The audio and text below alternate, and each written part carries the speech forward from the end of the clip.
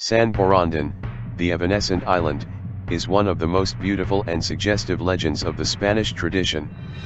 It is an unlikely island of the Canarian archipelago, which has rarely been seen and even less has been stepped on. Always distant, when it is shown, it is wrapped in clouds, what for some, they argue, is reason to think that such an island does not exist, and for others, it is justification for it to have never been found.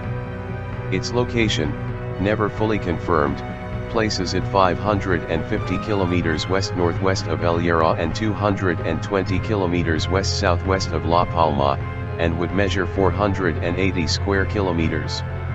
So precise measurements were given by Leonardo Toriani, an engineer commissioned by the Crown to fortify the Canary Islands, which gave such indications, and even drew up a map based on the testimonies of the sailors who had seen it, or even stepped on it. San Borondon remained in a legal limbo for centuries and, although there was no irrefutable evidence of its existence, it was included in the agreements in which Spain and Portugal divided the world at the beginning of the modern age.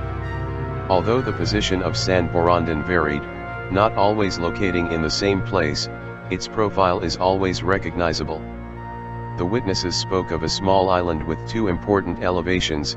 Fray Bartolomé Casanova said that both were taller than Tide himself, and with a deep barrando covered with vegetation that separated them. A stream runs through the island, surrounded by reed beds.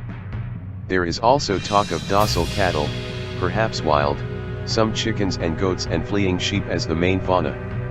A group of navigators who could step on San Borondon said that, in the fine sand of the beach, they could distinguish footprints twice the normal human size. The inaccessible island, or Encantada, some of the names that this uncertain island has also received, is named San Borondon by its first known explorer, San Borondon de Clonford, a daring Irish evangelist who, they say, landed on its beaches. During his stay on the magical island, San Borondon discovered that he was on the uncovered back of a gigantic fish, on which vegetation had grown. Jesus himself would reveal to the Irishman that the island was only the oldest fish that swam in the oceans. Royal or ethereal island, the legend added the detail that the sand of its coves was mixed with fine grains of gold. The fog that always seems to envelop her raised her to the category of magic. There are many sailors and explorers who claim to have seen their silhouette in the ocean or to have stepped on their virgin lands. In 1560, French sailors visited San Borondon after losing their main mast. There they built a new one and, on reasoning that they were on the Saints' Island, they left a letter, some silver coins and a cross, which may still be there. In 1570, Hernan Pérez de Grado claimed to have been there, and to have lost 3 of his men in it. Similar story tells Pedro Velho, Portuguese pilot, in similar dates. In 1604 the expedition of Gaspar Pérez de Acosta tries to stop in it, but only find an accumulation of clouds on your horizon. Cristobal Colón himself writes in his diaries that he met a man who claimed to have found San Borondon. Never completely forgotten, the island of San Borondon has remained imbricated in the Canarian culture, and testimonies of its sighting have occurred well into the century XX. An added point, apart from its obvious magical component, which makes the presence of San Borondon ideal in our fictional Magellanic Chronicle, is that, in the authentic journey, the expeditionaries called a bay in Argentina the Bay of San Borondon, because they thought that this hollow in the continent had been formed by the detachment of the piece of land that would later be San Borondon himself. One of the most fascinating stories around the mysterious island is that of the English researcher Edward Harvey. This Briton was a member of the Royal Society. In the archives of the Society he appears as a naturalist, a work he carried out between 1859 and 1862. In order to carry out his studies, he made a trip to Africa and to the islands of Madeira and the Canary Islands. He arrived in the Canary Islands with the intention of discovering the lost island of San Borondon. Part with this idea of Tenerife in January 1865. In this raid it seems that he achieved the incredible. It is not known in what way, but he affirmed that he and his team had set foot in San Borondon. To prove it, he brought with him a series of drawings and photographs that he presented to the Royal Society once he returned to London. But at the Royal Society they did not see Harvey as a discoverer, but rather as a madman. His study was too fanciful and the images he presented seemed tricky. Possibly the naturalist sought with all his desires to have world fame. However, what he got was all the opposite. He ended up completely discredited and forgotten by the British scientific community. His supposed lie about San Borondon made him pay a very high price. Harvey died in 1903 without practically leaving anything of his past as a scientist. For 100 years his peculiar study was forgotten in his family home. This was the case until Tarek Ode and David Oliveira knew the story and wanted to make it public. This resulted in an exhibition where Harvey's collections were presented and the data collected by him on the trip. Some images belong to territories that are currently unknown and, according to the annotations, from San Borondon.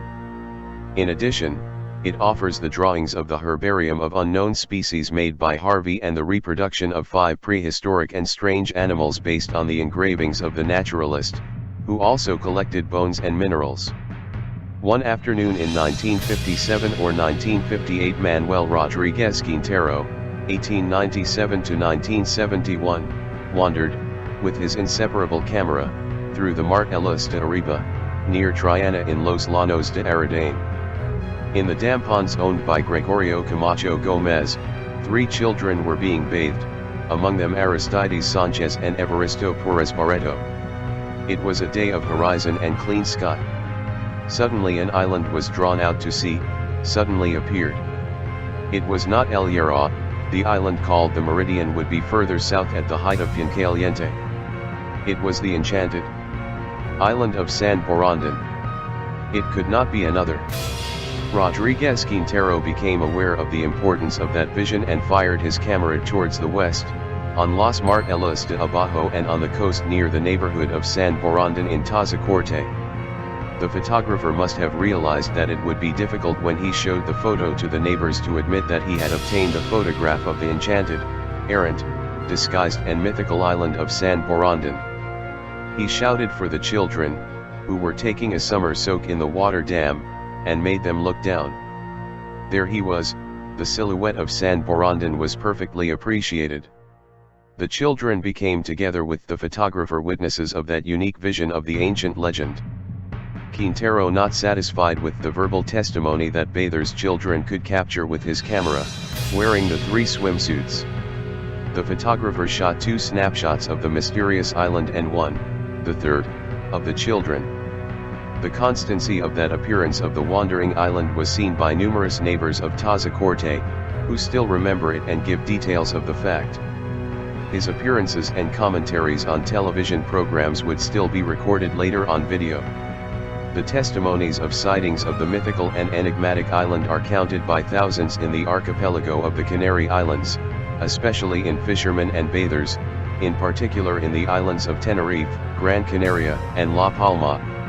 Among the many theories of the cause of this legend are optical phenomena, dimensional portals, confusion with other islands, collective imagination, and even that it was an existing island that for some reason ceased to exist. This is the legend of San Borondon, the wandering island.